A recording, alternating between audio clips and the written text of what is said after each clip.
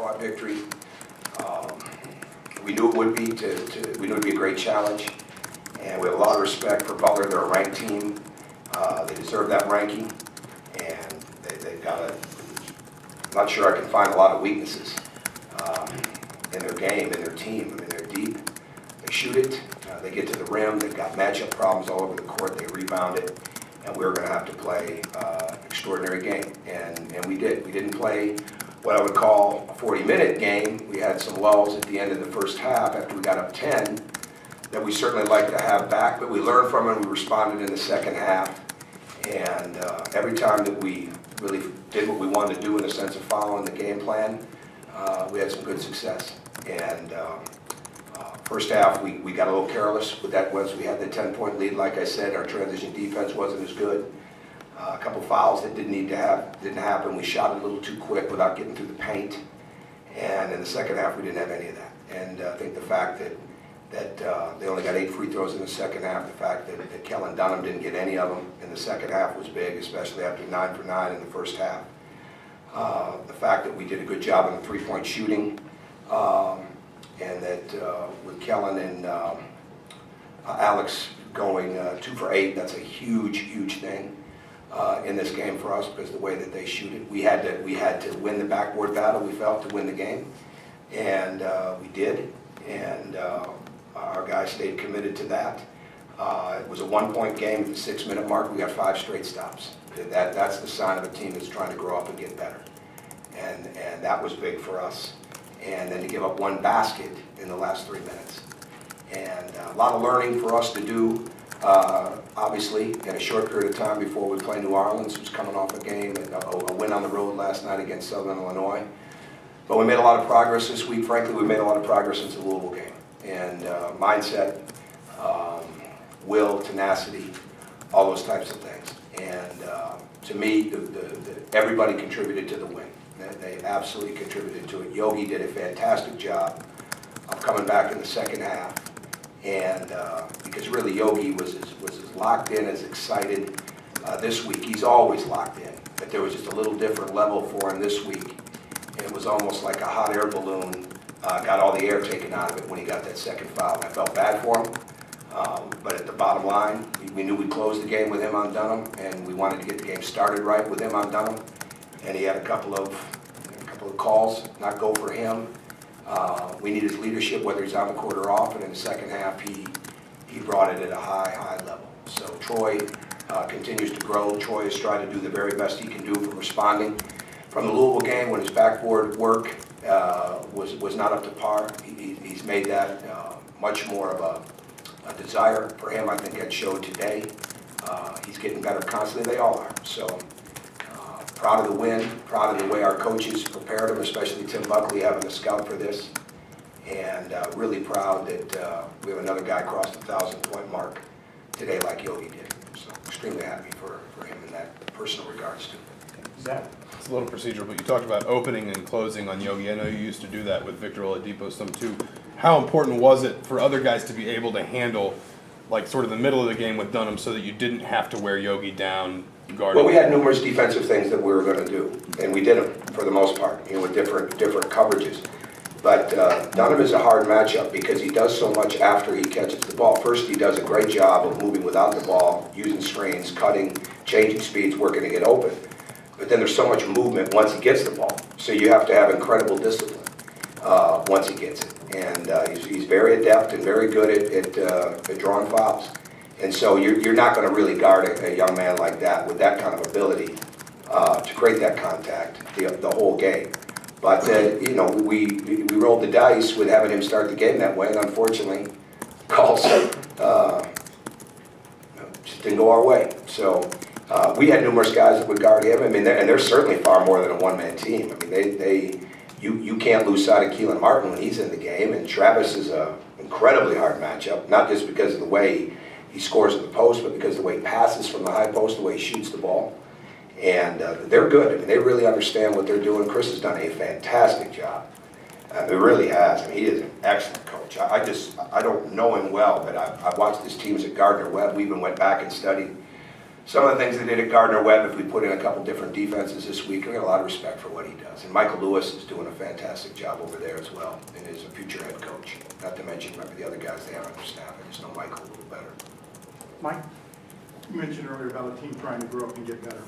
When you have a game like this, swaying back and forth, a physical game, and you take it at the end, what can 6 minutes do to the growth of mental toughness? Well, I thought how we responded at halftime had a lot to do with that, because we've got to learn, and this is where inexperience comes in. This is where playing young players in considerable minutes comes in. Is they've got to learn the game is always in the balance, and when you get up 10, it's not a time to get even remotely away from what's working, and because the other team they're not going away. I mean, they're going to make plays, they're going to make shots. So we responded at halftime in answer to your question, and I think we never let down in the second half. We never gave in to it, and we never played like we had a lead. We never played like we were down. We just kept playing the right way the rest of the way. There's no question that we can help. That'll help us in a great way, and probably pretty soon. Coach, Troy had 11 rebounds, Hunter with 9. How big were they to your team's success today? It's obvious. I mean, we have to win the rebounding game when you're dealing with the way Butler rebounds the ball. And I mean, they're playing Roosevelt Jones at point, and he's one of the better rebounders around. Woods is maybe per minute as good offensive rebounder as there is in the nation. I'm not sure what the numbers would, if they back that up, and he certainly appears that way because he goes every time. Travis is good there. I mean, when Austin and Weidman are in, they're going to the basket every time to rebound. So we had to do, first and foremost, we had to do a really good job of blocking out and make contact and have that. And I thought it was way better. I'm not sure how it would grade out, but I think it'll be way better. Couldn't have been much worse in the Louisville game. So, I mean, it's been considerably better. And at the same time, we went to the offensive boards. And I think, judging by the 15 that we had, I'm not second chance points, fairly even. But the bottom line is we got to the offensive glass too, which is something that we have to do. So they both did a great job there. But I think James Blackman getting 8 boards, Rob Johnson getting 4 boards. Those are huge things for us. We've got to be a team rebounding group every night. Dave? Yeah, I mean, I guess along that same lines, moving forward, I mean, Big Ten's going to be here in a couple of weeks. The rebounding trend from today, I mean, it's got to be huge positive. Well, and there's no question, and we've got to, what we've got to do is just keep doing more of what we've been doing. I mean, it's just got to become a mindset. We mix the drills up. It's certainly a key point every time you're playing anywhere from 1-on-1 to 5-on-5. We have our rebounding drills, but it's just got to be something where you go every time. And young players, a lot of times, 2 things happen. Number one, they base their game, they base their validation based on their offense. And they see their value based on how they're scoring points, not on how they're impacting winning. Because they're used to being able to do a lot of things that become a lot easier at the other level, at the high school level or prep school level. It comes a lot easier. So I wouldn't say you take defense and rebounding for granted, but it's a lot easier to get those things done. No, here you have to actually fight for it. You have to actually go in and get into somebody's body. You have to actually do it every time. And that takes a while for guys to learn that. It takes a while for that to be ingrained, that's part of the whole fabric of winning. And it sounds easy, but it's not, because you've got to, but once they get it, then they get it. And that's what we've got to keep building towards that, because we're going to see that every night. We'll see that on Monday night with New Orleans. And so every game that you play, you got to have the same mindset when it comes to defensive transition, all right, how you're going to play personnel, and when that shot goes up. Jeff? Tom, you talked about Troy a lot as far as being a guy who needs to kind of understand when to kind of be in 5th gear, when to kind of gear down a little bit. His last 4 halves of basketball, how much are we starting to see that?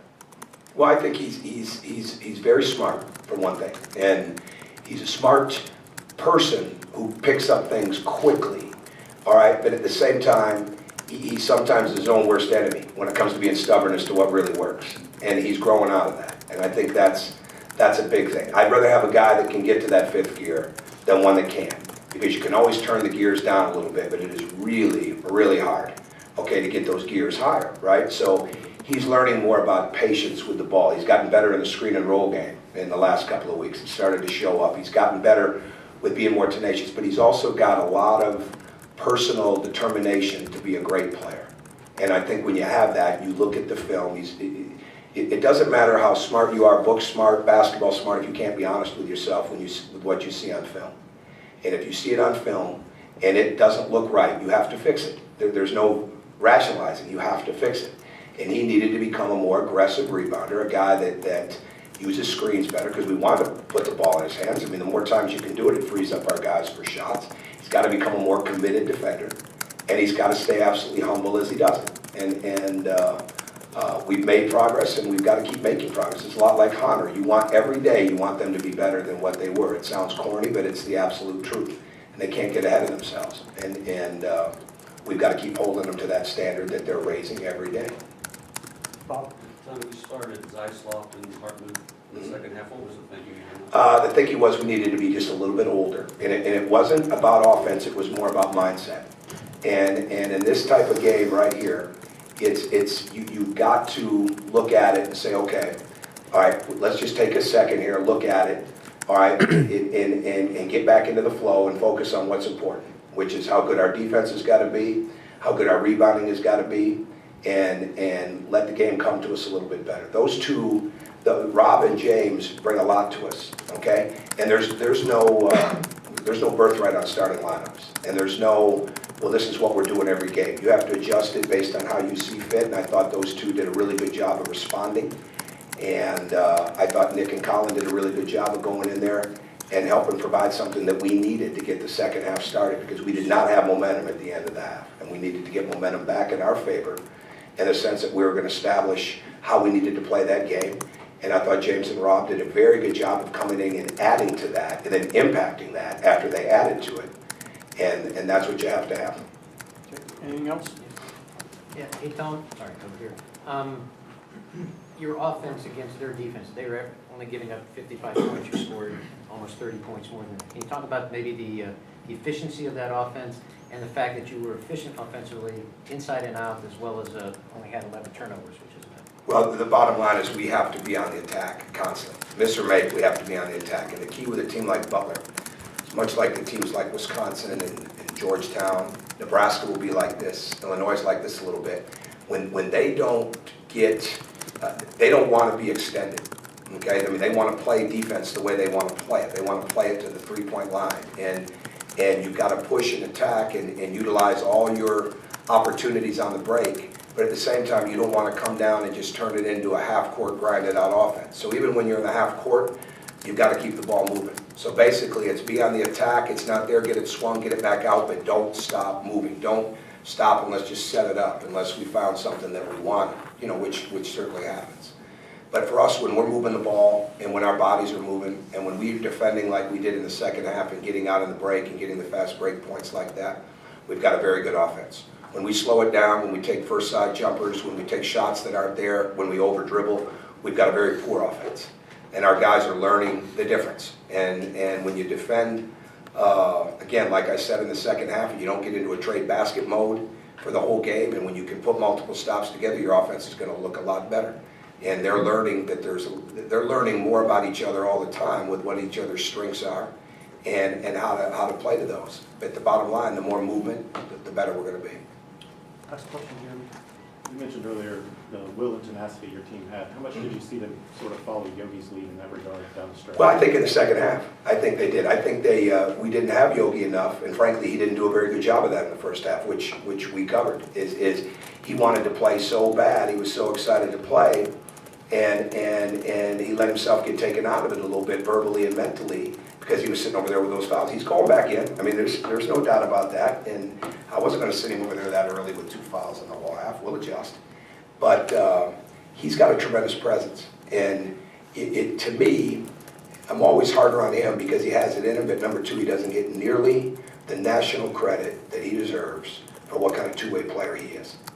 And he wants to guard. It doesn't matter who we ask him to guard. He'll take that matchup and he'll do the right things with him. And you saw what happened in the second half when he wasn't sitting there dealing with fouls and having to play, you know, casual, the discipline that he had, you know, not fouling like we did a couple of times with Kellen. Kellen's a hard matchup because he's constantly looking for contact and he's constantly creating it. And I say that with great respect because it puts him at the foul line a lot. You've got to have a tremendous personal discipline. to guard somebody that has that much movement after the catch. And no matter what we were in defensively, we did different things, and he was the catalyst for every bit of it. So absolutely, he did a great job, but he's more than a one-man leader. Or we're far more as a team than a one-man group, when it comes to leadership.